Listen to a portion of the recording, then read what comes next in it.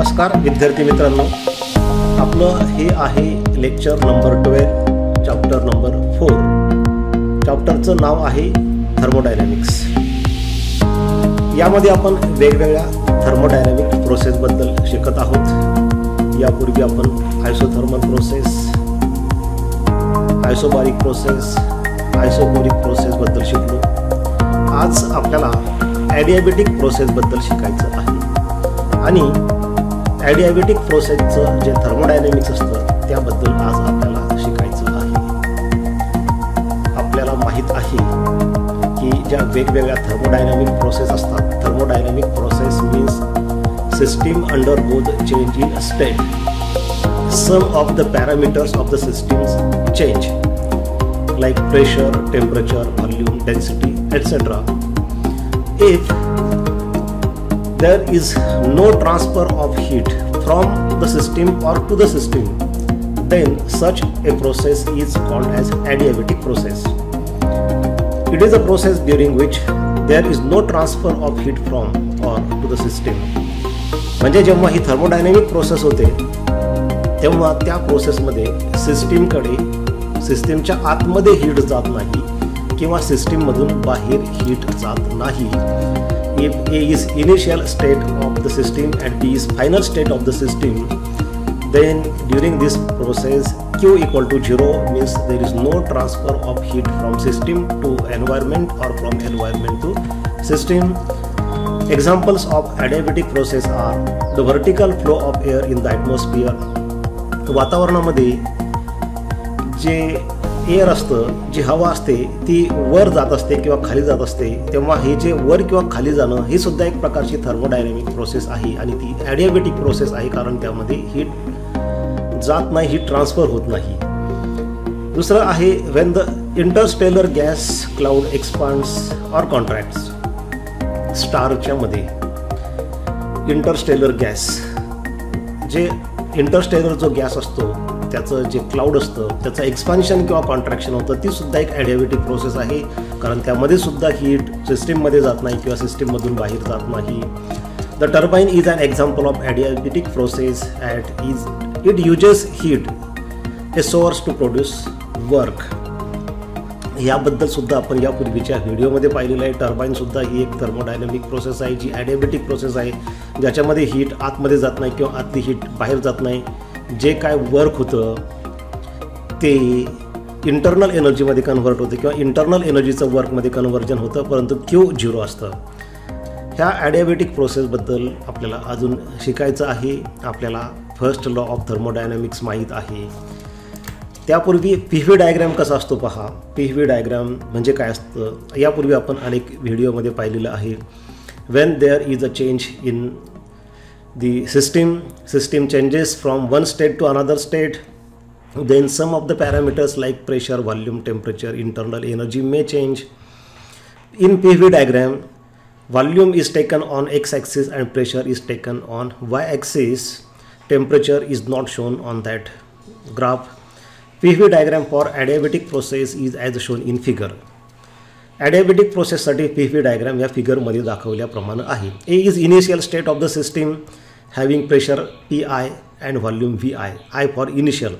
Initial volume is VI, initial pressure is PI, and system undergoes a change and final state of the system is B, final pressure is PF and final volume is VF. This change takes place gradually from A to B, and this is that curve which represents the change in the thermodynamic state according to first law of thermodynamics. विद्यार्थी मित्रांनो, तुम्हाला first law of thermodynamics माहीत आहे. यापूर्वी आपण याबद्दल शिकलो. Mathematical फॉर्ममध्ये फर्स्ट लॉ ऑफ थर्मोडायनॅमिक्स कसा लिहितात. Q equal to delta U plus W. Q is amount of heat energy supplied to the system. Delta U is work done by the system or on the system, and W is work. Suppose this is equation number 1. म्हणजे जेव्हा आपण अन्न शिजवतो किंवा pressure कुकरमध्ये किंवा मोकळ्या भांड्यामध्ये आपण भात शिजवतो तेव्हा त्याला आपण हीट देतो. ती हीट म्हणजे Q. त्याच्यामुळं काय होतं तर इंटरनल एनर्जी वाढते, म्हणजे ते जे फूड आहे, ते जे अन्न आहे ते गरम होतं, ते शिजतं, त्याच्यामध्ये इंटरनल एनर्जी असते, ती इंटरनल एनर्जी. आणि वर्क म्हणजे जे एक्सपान्शन होतं शिजवण्यापूर्वीच्या भाताची साईज आणि शिजवल्यानंतर त्या भाताची साईज याच्यामध्ये फरक पडतो. ते जे एक्सपान्शन होतं त्यासाठी वर्क करावं लागतं. ते वर्क या ठिकाणी डब्ल्यूनी दाखवलेलं आहे. So whenever heat Q is supplied to the system, some part of heat energy is used to do external work and some is converted into internal energy, and due to this internal energy temperature of the system increases. But in case of adiabatic process, no heat energy is supplied to the system or taken out from the system, therefore Q equal to 0. In case of adiabatic process, as there is no transfer of heat from the system or to the system, Q equal to 0. If we keep this value of Q equal to 0 in this equation, we get this equation, and from that we get delta U equal to minus W. This is equation number 2, or W equal to minus delta U. This means that whenever work is done in adiabatic process, for any work we know energy is required. Where from this energy comes? This energy comes from internal energy of the system. Any system always has some internal energy. Means suppose there is expansion, so work is done by the system, that work is positive, but for that positive work energy is required. That energy is taken from the system itself, and internal energy of the system decreases, and that's why that is negative internal energy. म्हणजे जेव्हा expansion होतं तेव्हा work होतं ते positive आहे, परंतु सिस्टीमची energy कमी होते. कुठलंही वर्क करण्यासाठी एनर्जी लागते. मग एनर्जी येणार कुठून? बाहेरून तर आपण हीट देत नाही. मग एक्सपान्शनसाठी, ह्या वर्कसाठी इथं जे डब्ल्यू तुम्हाला दिसत आहे त्यासाठी वर्कसाठी एनर्जी मिळणार कुठून? तर त्या सिस्टीममध्ये जी एनर्जी असते ती वापरली जाते. म्हणजे समजा 100 जूल वर्क झाला असेल तर ती एनर्जी मिळाली कुठून? वर्कसाठी 100 जूल कुठून तरी एनर्जी पाहिजे, तर त्या सिस्टीममध्ये जी एनर्जी असते ती वापरली जाते. म्हणजे सिस्टीमकडे जर समजा काही एनर्जी असेल 500 जूल, तर त्यातली 100 जूल कमी होईल आणि 400 जूल शिल्लक राहील, आणि जी इंटरनल एनर्जी 100 जूल कमी झाली ती वर्कमध्ये कन्वर्ट होते. किंवा कधी कधी कॉम्प्रेशनमध्ये काय होतं, work is done on the system. मग अशा वेळेस ते निगेटिव्ह वर्क असतं, आणि त्यावेळी ते वर्क कशामध्ये कन्वर्ट होतं? तर इंटरनल एनर्जीमध्ये कन्वर्ट होतं, आणि सिस्टीमची इंटरनल एनर्जी वाढते. That is positive internal energy. When a system expands adiabatically, म्हणजे मी तुम्हाला सांगितलं तेच आहे. W is positive, work is done by the system during expansion, and delta U is negative. delta U negative आहे कारण expansion होतं. एक्सपान्शनमध्ये यापूर्वी पण आपण पाहिलेलं आहे की during expansion work done is positive, work is done by the system, but for that work energy, internal energy is used, therefore internal energy decreases, and therefore delta U is negative. The internal energy of the system decreases. When a system is compressed adiabatically means without transfer of heat from system to surrounding or from surrounding to system, बाहेरून heat द्यायची नाही, घ्यायची नाही. जी काही heat आहे ती आतलीच वापरायची. W is negative. काय म्हटलं? When system is compressed adiabatically, W is negative. कॉम्प्रेशनमध्ये वर्क हे निगेटिव्ह असतं. यापूर्वीच्या 2-3 व्हिडिओमध्ये आपण ते पाहिलेलं आहे. Work is done on the system. जेव्हा सिस्टीमवर वर्क होतं, सराउंडिंग वर्क करतं सिस्टीमवर, ते वर्क निगेटिव्ह असतं. परंतु त्याच्यामुळं ते जे वर्क केलं जातं, law of conservation of energy आपल्याला माहिती आहे. Energy is neither created nor be destroyed, it can be converted from one form in to another form.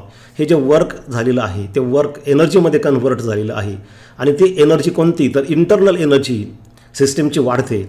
म्हणजे या ठिकाणी डेल्टा यू पॉझिटिव्ह आहे, आणि त्या इंटरनल एनर्जीमुळं सिस्टीमचं टेम्परेचर वाढत असतं. Temperature increases Wien internal energy increases and decreases Wien internal energy decreases. हे तर सरळच आहे. टेम्परेचर वाढलं की इंटरनल एनर्जी वाढणार, टेम्परेचर कमी झालं की इंटरनल एनर्जी कमी होणार. Now we have to see the thermodynamics of adiabatic process. म्हणजे यामध्ये आपल्याला काय करायचं आहे? जर समजा एखादी ॲडियाबेटिक प्रोसेस झाली, म्हणजे हीट न देता थर्मोडायनॅमिक स्टेट चेंज झाली A ची B, तेव्हा इंटरनल एनर्जी चेंज होईल, काहीतरी वर्क होईल. तर त्या इंटरनल एनर्जीचा आणि त्या वर्कचा फॉर्म्युला आपल्याला काढायचा आहे. तेच आहे thermodynamics of adiabatic process. Heat तर याच्यामध्ये 0 असते. Equation of state for adiabatic process is PV⁻γ is equal to constant. विद्यार्थी मित्रांनो, तुम्ही यापूर्वी आयसोथर्मल प्रोसेसमध्ये इक्वेशन ऑफ स्टेट पाहिलेलं आहे, आणि ती असतं PV equal to constant, which is also Boyle's law. Pressure into volume is constant for a given mass of a gas at constant temperature. But for adiabatic process the equation of state is PV⁻γ equal to constant. त्यामुळे विद्यार्थी मित्रांनो नेहमी लक्षात घ्या, परीक्षेमध्ये जर adiabatic प्रोसेसवरती formula हे problem असेल आणि त्याच्यामध्ये जर तुम्हाला इक्वेशन ऑफ स्टेट यूज करायचं असेल तर P V equal to constant हे यूज करून चालणार नाही. तुम्हाला यूज करावं लागेल P V raise to gamma equal to constant, where P is a pressure of the system, V is volume and gamma is adiabatic ratio or adiabatic constant. Here PV raised to gamma equal to constant means C, where gamma is a constant called as adiabatic ratio or adiabatic constant. It is given by, आपण याबद्दल kinetic theory of गॅसेसमध्ये शिकलेलो आहोत. This gamma is a ratio of specific heat of a gas at constant pressure to specific heat of a gas at constant volume, and as the Cp is always greater than Cv. Remember one more thing, we know that for gases only, gases have two specific heats Cp at constant pressure and specific heat Cv at constant volume.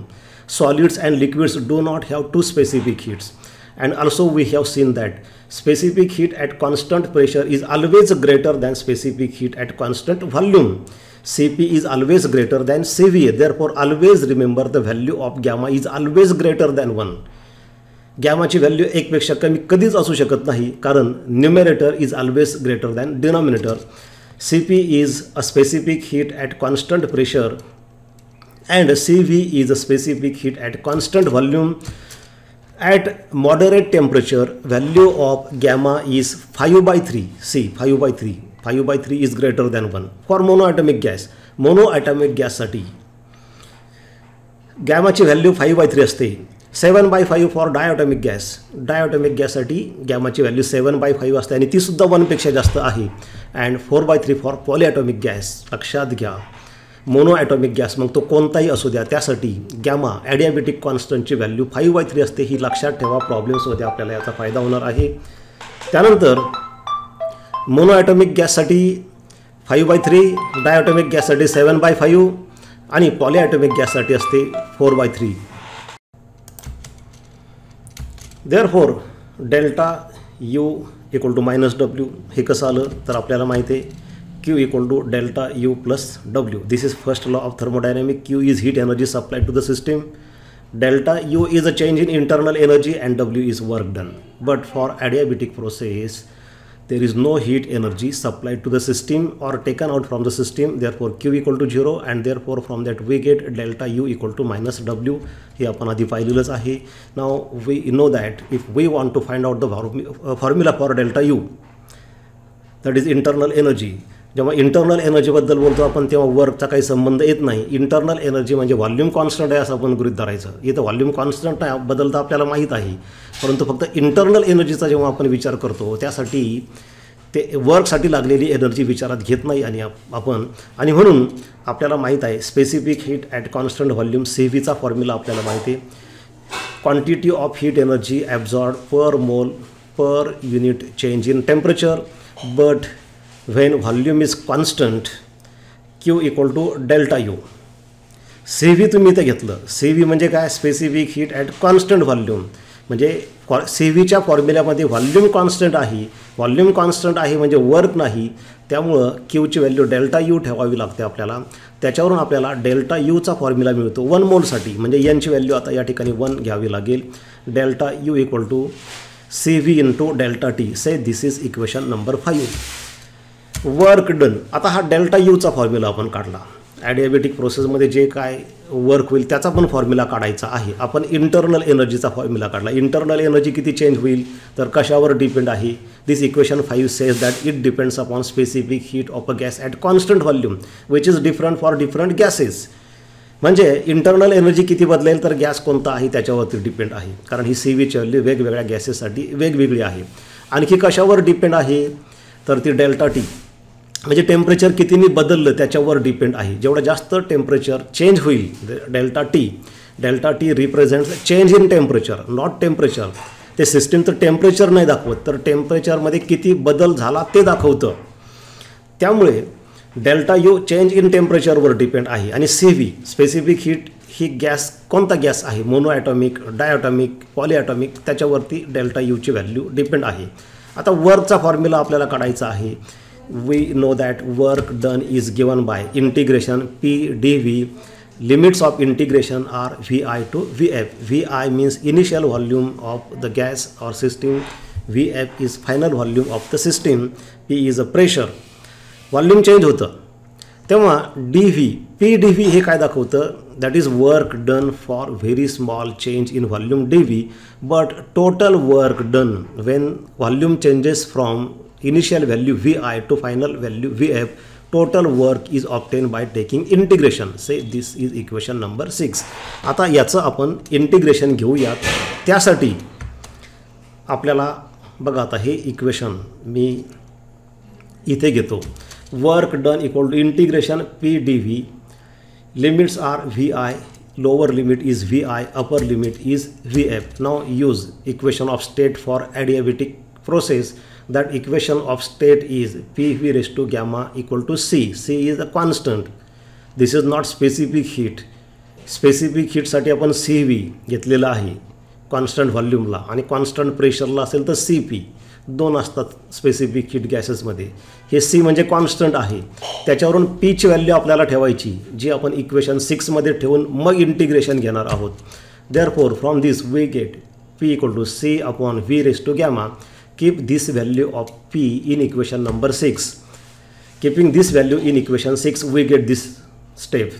See what we have done here. We have kept the value of P equal to C upon V raised to gamma. This is C upon V raised to gamma into dV. C is a constant, so that is taken outside integration. So in integration, that is dV upon V raised to gamma. Now the next step is C is constant, that is taken outside integration. This V raised to gamma becomes V raised to minus gamma when taken in denominator. Now solve this integration. We know formula of integration.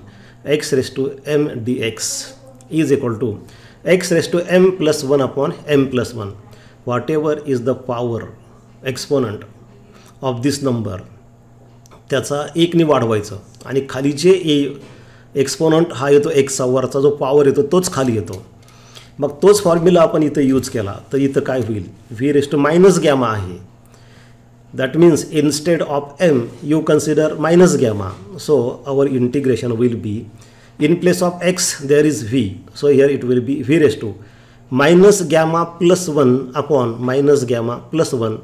So integration of this step, see here we get integration W equal to C, which is constant, that is constant in this equation. You see here integration of V raised to minus gamma dV equal to V raised to minus gamma plus 1 upon 1 minus gamma, or minus gamma plus 1, that is 1 and same. बघा इथं काय आहे, minus gamma plus 1 म्हणजेच ते काय आहे 1 minus gamma. इथं खाली डिनॉमिनेटरमध्ये मायनस गॅमा प्लस 1 लिहिलं असतं तरी काही फरक पडत नव्हता. हा फॉर्म्युला वापरलेला आहे, तुमच्या लक्षात आलं असेल. From that we get this step. आपण लिमिट्स जे ठेवतो त्याने ते सोडवतो, तर ती पद्धत माहीत आहे आपल्याला. जो व्हेरिएबल असतो, जो आपला या ठिकाणी आहे व्हॉल्यूम, बाकी सगळे कॉन्स्टंट आहे याच्यामध्ये. C is a constant, gamma is constant.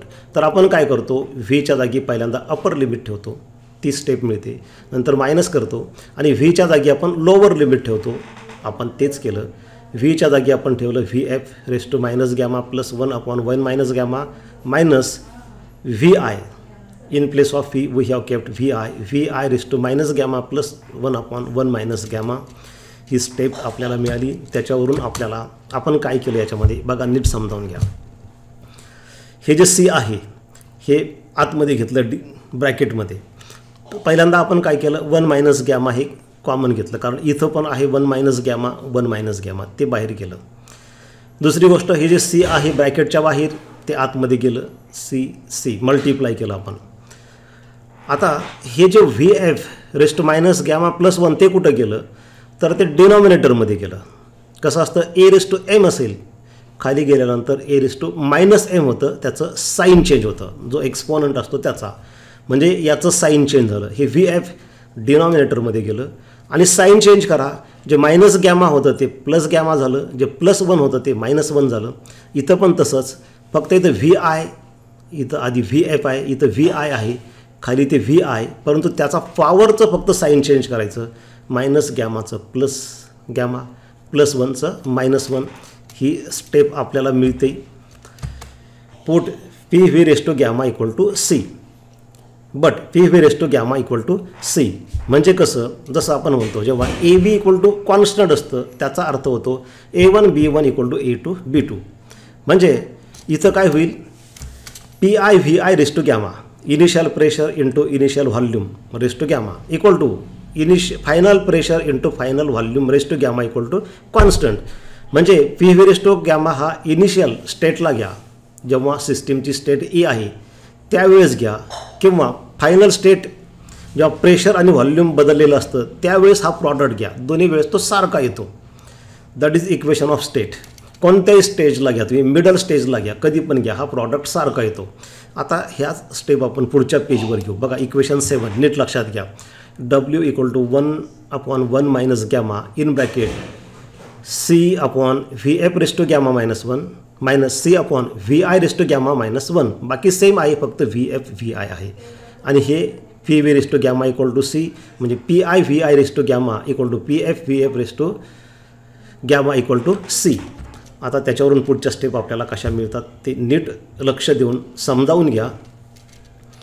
Equation 7 ते परत एकदा मी इथं घेतो. हे इक्वेशन 7 जसं आहे तसं 1/1 मायनस गॅमा, ही सी जसं आहे तसं आहे, गॅमा -1 हे जसं आहे तसं, फक्त इथं व्ही एफ आणि व्ही आय. आणि इक्वेशन ऑफ स्टेट काय आहे, P V raise to gamma equal to constant, that is P1 V1 raise to gamma equal to P F V F raise to gamma equal to C.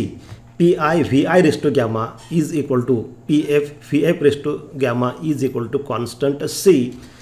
त्याच्यावरून आपण काय करणार आहोत, तर ही constant सीची value एकतर P I V I raise to gamma किंवा P F V F raise to gamma दोन्ही ठेवू शकता तुम्ही सीची. आणि या ठिकाणी सी इक्वेशन 7मध्ये 2 ठिकाणी आहे. तर पहिल्या सीच्या ठिकाणी आपण ही व्हॅल्यू ठेवू P F V F raise to gamma, आणि दुसऱ्या सीच्या ठिकाणी ही व्हॅल्यू ठेवू P I V I raise to gamma. So what we gate,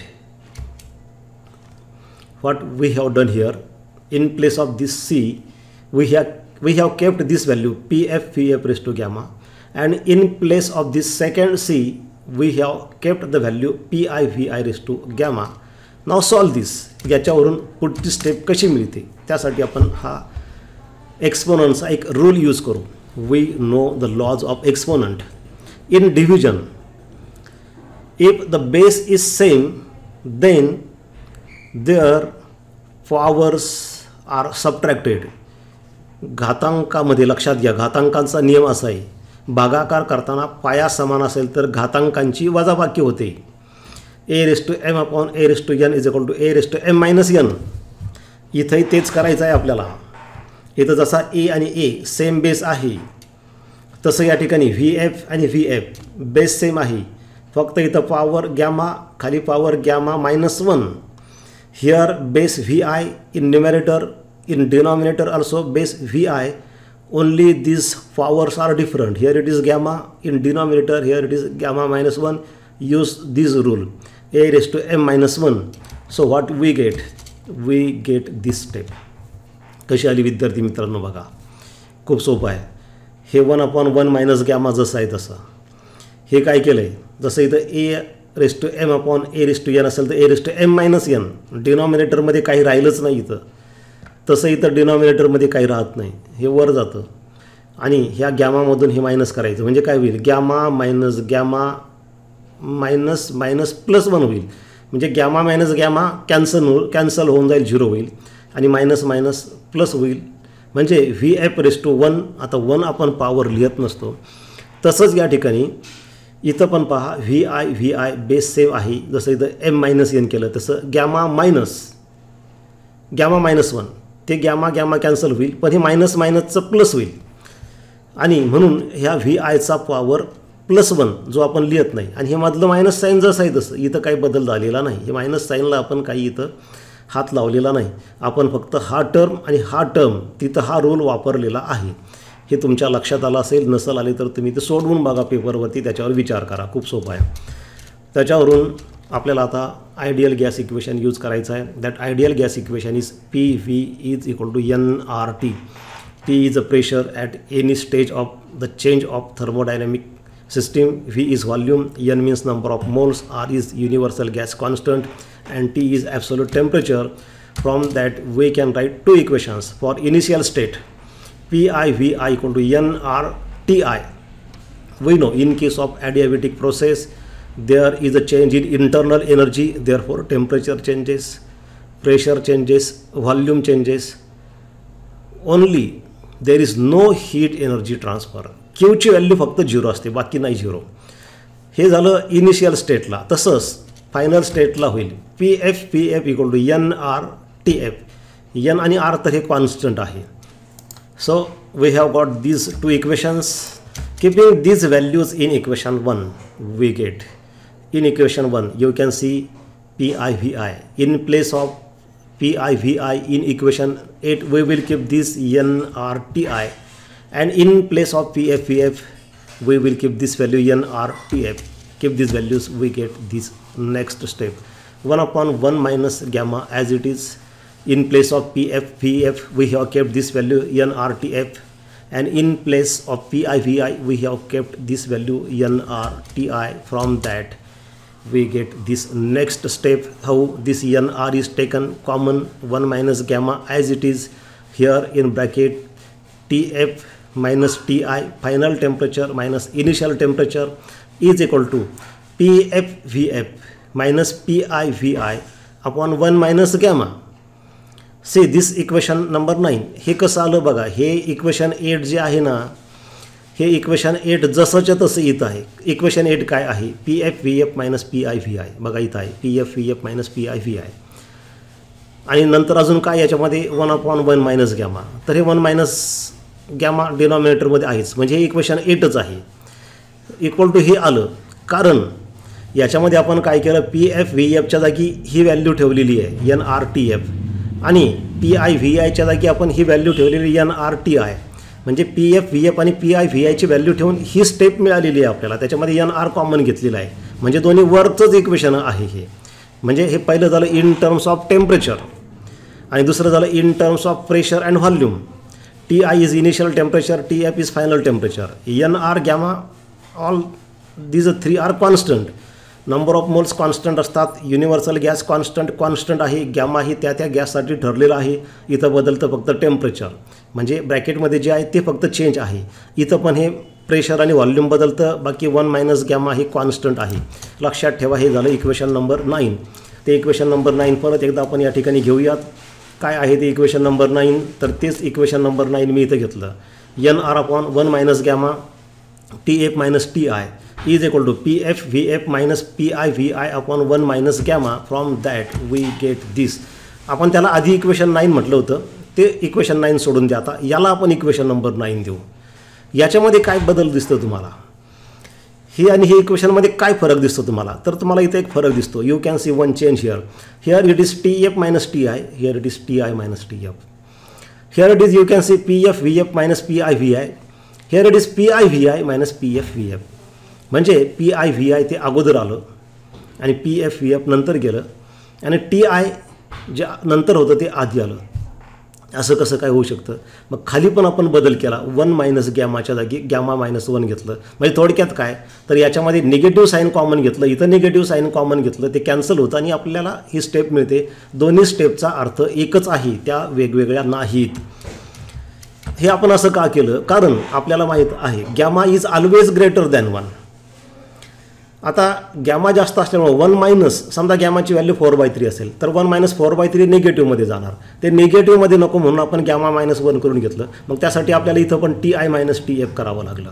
आता पहा, for expansion work is positive. आपल्याला माहीत आहे वर्क हे 2 प्रकारचं असतं. One is a positive work and second is a negative work.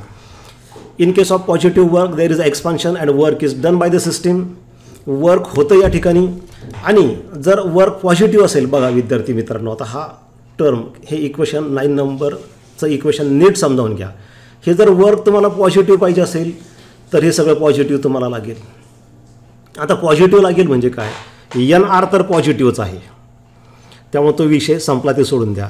γ-1 पॉझिटिव्हच आहे, कारण गॅमा हे 1 पेक्षा जास्त असतं. त्यामुळं आणि त्याच्यातून 1 मायनस करायचं आहे, म्हणजे ही संख्या अशी आहे की ती 1 पेक्षा जास्त आहे आणि त्याच्यातून आपण 1 वजा करतो म्हणजे पॉझिटिव्हच येणार. हे जर 1 मायनस गॅमा असतं तर ते निगेटिव्ह, पण ते वरचं इक्वेशन सोडून द्या. हे इक्वेशन 9 नंबरचं विचारात घ्या. आपण ते चेंज करताना इथं γ-1 करताना इथं पण Ti-TF केलेलं आहे. इक्वेशनमध्ये आपण काहीही आपल्या मनाने केलेलं नाही आहे. इक्वेशन जे आधीचं होतं तेच आहे, फक्त त्याच्यामध्ये आपण साईन ॲडजस्ट करून घेतलेलं आहे. आता वर्क पॉझिटिव्ह पाहिजे असेल आपल्याला तर W>0 पाहिजे आणि एक्सपान्शनमध्ये वर्क पॉझिटिव्ह असतं. मग आता हे सगळं वर्क जर पॉझिटिव्ह पाहिजे असेल तर हा सगळा टर्म पॉझिटिव्ह असला पाहिजे.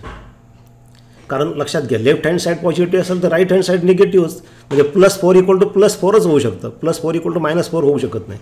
म्हणजे हे पॉझिटिव्ह आहे, म्हणजे राईट हँड साईडचा टर्म पॉझिटिव्ह आहे.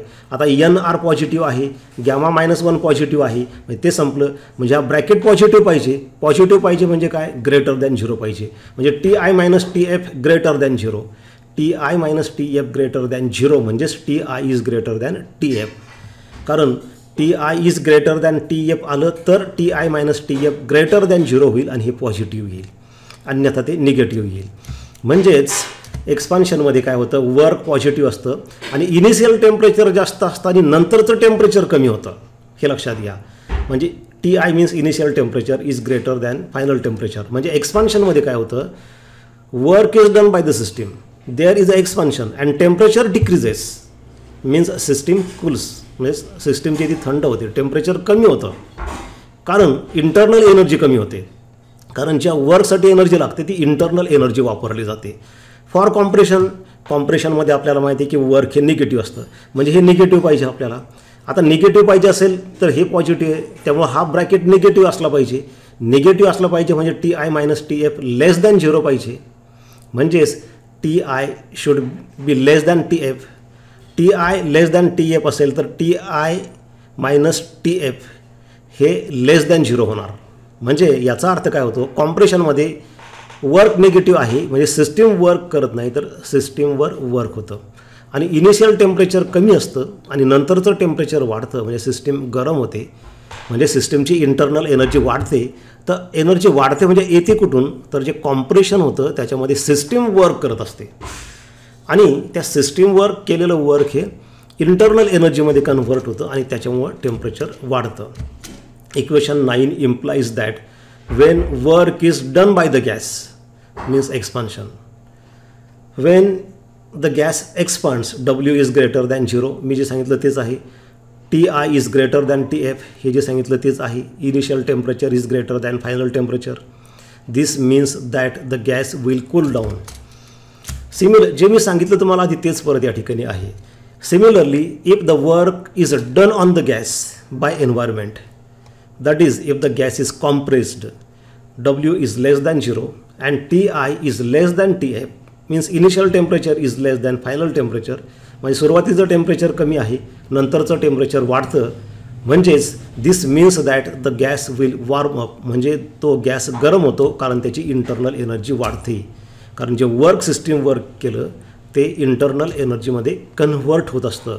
तर हे अशा पद्धतीने आपण इक्वेशन पाहिलेले आहेत. Important points about adiabatic process. विद्यार्थी मित्रांनो, तुम्ही याला प्रॉपर्टीज ऑफ ॲडियाबॅटिक प्रोसेस असं सुद्धा म्हणू शकता. परीक्षेमध्ये जर तुम्हाला असा प्रश्न आला, state important properties of adiabatic process, तर त्याचं उत्तर तुम्ही हे लिहू शकता. ह्या गोष्टी लक्षात घ्या. Number 1, equation of state for adiabatic process is P(V⁻∗γ constant and for isothermal process P(V) constant. That is the difference. Number 2, Q=0. In case of adiabatic process, no exchange of heat with surrounding. The system is perfectly insulated from its environment or the change is very rapid. म्हणजे सिस्टीमकडून सराउंडिंगकडं किंवा सराउंडिंगकडून सिस्टीमकडं heat energy जात नाही. ΔU = -W. मगाशी आपण पाहिलं Q=0 म्हटल्यानंतर हे येतं, first law of thermodynamics. All the work is utilize to change internal energy of the system. म्हणजे जे काय वर्क होतं ते हीटमध्ये नाही तर इंटरनल एनर्जीमध्ये कन्व्हर्ट होतं. ΔT is not = 0. म्हणजे टेम्परेचर कॉन्स्टंट राहत नाही, temperature of the system changes. Number 5, adiabatic expansion causes cooling and adiabatic compression causes heating up of the gas. म्हणजे तुम्ही समजा एखाद्या फुग्यामध्ये हवा भरली आणि त्याला कॉम्प्रेस केलं तर आतली हवा गरम होणार, कारण तुम्ही जे वर्क करता दाबताना, त्याला प्रेस करताना, कॉम्प्रेस करताना ते हीटमध्ये कन्व्हर्ट होतं. आणि जर त्याचं एक्सपान्शन झालं तर सिस्टीम वर्क करणार, तुम्ही काही करायचं नाही, तर आतली सिस्टीम वर्क करणार, मग आतली एनर्जी खर्च होणार, त्यामुळं सिस्टीम कूल डाऊन होणार. आणि वरचा फॉर्म्युला जे इक्वेशन 9 आपण पाहिलं तेच आहे. W = NR/γ-1. N is number of moles, R is universal gas constant, gamma is adiabatic constant, Ti is initial temperature, Tf is final temperature, or you can write PIVI - PFVF/γ-1. हे फॉर्म्युले फार महत्त्वाचे आहेत. Board परीक्षेमध्ये याच्यावरती तुम्हाला numericals विचारू शकतात किंवा CETमध्ये, नीटमध्ये, JEEमध्ये खूप वेगवेगळ्या प्रकारचे प्रश्न याच्यावरती विचारले जातात. Most of the times an adiabatic change is a sudden change. बऱ्याच वेळेस हा ॲडियाबॅटिक चेंज इतका सडन चेंज होतो की सिस्टीमच्या आतमध्ये हीटला जायला चान्सच मिळत नाही, वेळच मिळत नाही, किंवा आतल्या हीटला बाहेर यायला वेळ मिळत नाही. During a sudden change the system does not find any time to exchange heat with its environment. म्हणजे एखाद्या बसचं टायर अचानक बस्ट झालं, इतक्या फास्ट आणि इतक्या क्विक होतं ते की आतल्या हीटला बाहेर जायला आणि बाहेरच्या हीटला आतमध्ये यायला चान्सच मिळत नाही, म्हणून हीट 0 असते. हे काही महत्त्वाचे पॉईंट्स आहेत ॲडियाबॅटिक प्रोसेसबद्दल, जे तुम्ही विद्यार्थी मित्रांनो नेहमी करता लक्षात ठेवा. टेक्स्टबुकमध्ये एक क्वेश्चन आहे, यूज युअर ब्रेन पॉवर म्हणून. तुम्ही बघू शकता, why is PV curve for adiabatic process steeper than that for isothermal process. आणि दुसरा प्रश्न त्याला जोडूनच विचारलेला आहे, explain formation of clouds at high altitude. उंचावरती ढग कसे तयार होतात. तर पहिल्या प्रश्नाचा अर्थ काय आहे, Y is a PV curve for adiabatic process steeper than for isothermal process. Stripper म्हणजे स्लोप जास्त, ॲडियाबॅटिक प्रोसेससाठी स्लोप जास्त का आहे आयसोथर्मल प्रोसेसपेक्षा. म्हणजे याचा अर्थ आहे, तुम्हाला इथं मी सांगतो, हा पहिला जो कर्व दिसतोय तुम्हाला, हा ॲडियाबॅटिक प्रोसेसचा आहे, आणि दुसरा जो आहे तो आयसोथर्मल प्रोसेसचा आहे. तर याचा स्लोप तुम्हाला जास्त दिसतो, स्टिपर म्हणजे उभा जास्त दिसतो, आणि याचा स्लोप कमी आहे तुम्हाला या ठिकाणी, स्लोप कमी दिसतोय तुम्हाला या ठिकाणी. तर पहिल्यामध्ये ॲडियाबॅटिक प्रोसेसमध्ये स्लोप जास्त का असतो असा त्या प्रश्नाचा अर्थ आहे. स्टिपर जास्त आहे आयसोथर्मल प्रोसेसपेक्षा, म्हणजे स्टिपर आहे. म्हणजे थोडक्यात आपल्याला काय प्रूव्ह करायचं आहे, तर ॲडियाबॅटिक प्रोसेससाठी PV कर्व जो असतो त्याचा स्लोप जास्त असतो, जास्त स्टिपर आहे म्हणजे स्लोप जास्त असतो. तर ते आपण कसं प्रूव्ह करणार. For adiabatic process equation of state is PV⁻⁻ C. आता PV डायग्रॅममध्ये कसं असतं, स्लोपचा फॉर्म्युला तुम्हाला माहिती आहे, dy/dx. dy म्हणजे क्वांटिटी ऑन y ॲक्सिस आणि dx म्हणजे quantity on x axis.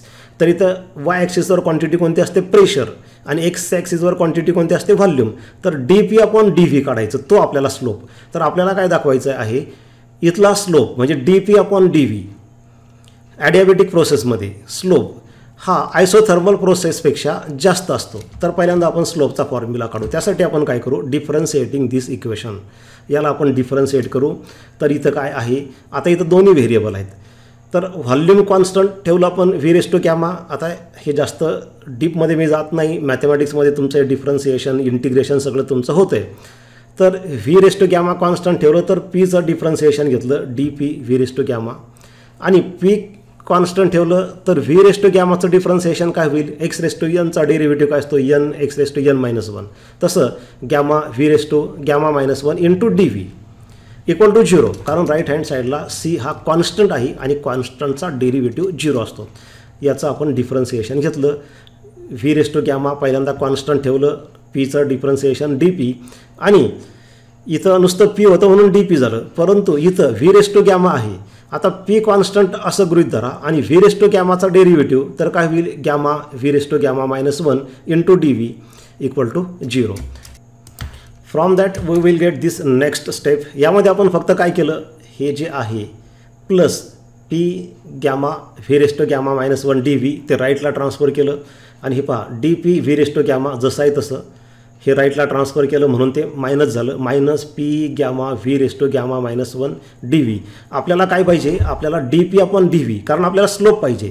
स्लोपचा formula कसा असतो माहिती आहे का ग्राफमध्ये, D y by D x. D Y means quantity on Y axis and dx means quantity on x axis. Here quantity on y axis is pressure and quantity on x axis in PV diagram is volume. So we want to find out dp upon dv which will be slope of adiabatic process.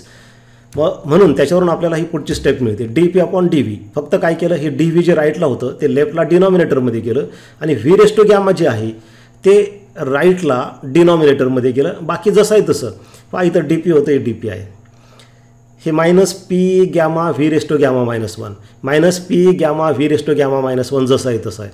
फक्त हे V raised to gamma इकडं गेलं डिनॉमिनेटरमध्ये आणि हे D V तिकडं गेलं डिनॉमिनेटरमध्ये. हा झाला स्लोप ॲडियाबेटिक प्रोसेसचा. त्याच्यावरून आपण अजून असं लिहितो D P upon D V adiabatic. So this is a slope of adiabatic process. आता हे कसं आलं याच्यावरून, यामध्ये हे V raised to gamma minus 1 कुठं गेलं, हे निगेटिव्हला निगेटिव्ह राहिलं बघा. हे प्रेशरला पीला पी राहिलं, परंतु V raised to gamma minus 1 upon V raised to gamma पुन्हा ते एक्सपोनेन्शियल लॉज वापरले. समजा याला तुम्ही ए रेस्ट टू एम समजा आणि याला ए रेस्ट टू एन समजा, तर खाली घेतलं तर काय होईल A raised to M minus N.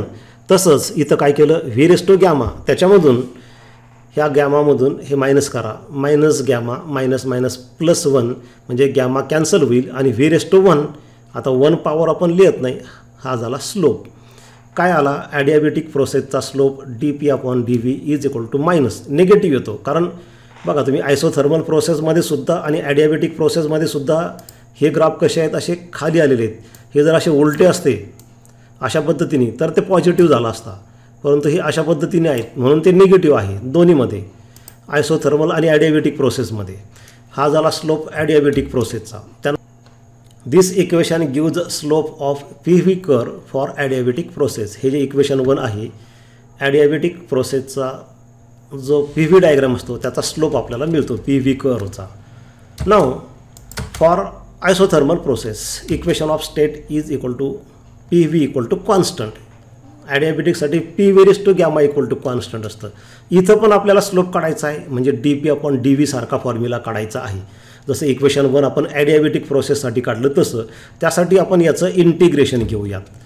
Differentiating this equation we get काय मिळेल आपल्याला बघा. हे लक्षात घ्या की ॲडियाबेटिक प्रोसेससाठी आपल्याला हा स्लोप मिळालेला आहे minus gamma P upon V. त्याला इक्वेशन 1 म्हटलं आपण, that is the slope of P V curve for adiabatic process. Now for isothermal process equation of state is P V equal to constant. Differentiating this equation, याला differentiate करा. पहिल्यांदा P constant गृहीत धरा, व्हीचं differentiation D V, नंतर V constant गृहीत धरा, पीचं differentiation D P equal to 0. कारण राईट साईडला कॉन्स्टंट आहे आणि कॉन्स्टंटचा डेरिव्हेटिव्ह नेहमी 0 असतो. From that we get this step. इथं फक्त आपण काय केलेलं आहे तर हे व्ही डी पी जसं आहे तसं ठेवलं आणि हे पी डी व्ही राईटला ट्रान्सफर केलं म्हणून ते निगेटिव्ह झालं. आपल्याला जसं पाहिजे इथं D P upon D V, तर इथं डी पी आहे हे डी व्ही आहे. फक्त स्टेप आपण ॲडजस्ट करू. हे डी व्ही इकडं डिनॉमिनेटरमध्ये घेऊ आणि हे व्ही तिकडं डिनॉमिनेटरमध्ये घेऊ. From that we get D P upon D V equal to minus P upon V. This is equation 2. This equation gives the slope of PV curve for isothermal process. Equation 1 gives the slope of PV curve for adiabatic process. Equation 2 for isothermal process. दोन्हीचे दोन्ही negative आहेत कारण दोन्ही curve बघा तुम्ही असे खाली उतरतात ते अशा पद्धतीने, म्हणून दोन्ही निगेटिव्ह आहे. परंतु इक्वेशन 1 आणि इक्वेशन 2 ची तुलना तुम्ही करा. बघा आता गॅमाची व्हॅल्यू कशी असते, नेहमी ग्रेटर दॅन 1 असते. थोडा वेळ असं गृहीत धरू आपण की गॅमाची व्हॅल्यू थोडा वेळ गृहीत धरा. गॅमा मी तुम्हाला इथं स्टेप्स दाखवतो. समजा थोडा वेळ आता असं गृहीत धरा तुम्ही इथं की पी अपॉन व्ही. इथं बघा ही P upon V, P upon V थोडा वेळ असं गृहीत धरा. की समजा 10 आहे म्हणजे आणि गॅमाची व्हॅल्यू जी आहे जो कोणता आपण गॅस घेतलेला आहे त्या गॅमाची व्हॅल्यू समजा तुम्ही 1.33 आहे असं गृहीत धरा. त्याच्यावरून तुम्ही आता दोन्हीचं स्लोप काढा. म्हणजे इथं पहा हे P/V तुम्हाला इक्वेशन 1मध्ये दिसतं. त्याची व्हॅल्यू किती आहे इथं घेतली आपण 10. बघा इथं P/V हे जे दिसतं इक्वेशन 1मध्ये P/V त्याची व्हॅल्यू घेतली आपण 10. गॅमाची व्हॅल्यू किती 1.33. आपल्याला काय त्या दोघांचं मल्टिप्लिकेशन करायचं आहे minus gamma P/V. Numerical value बाजूला ठेवू आपण मायनस साईन बाजूला ठेवू. मायनस साईन फक्त एवढंच दाखवतं की तो कर्व असा खाली उतरतो आहे. बघा या पद्धतीने तो कर्व मगाशी मी तुम्हाला सांगितलं त्या पद्धतीने. ते निगेटिव्ह साईन बाजूला ठेवा.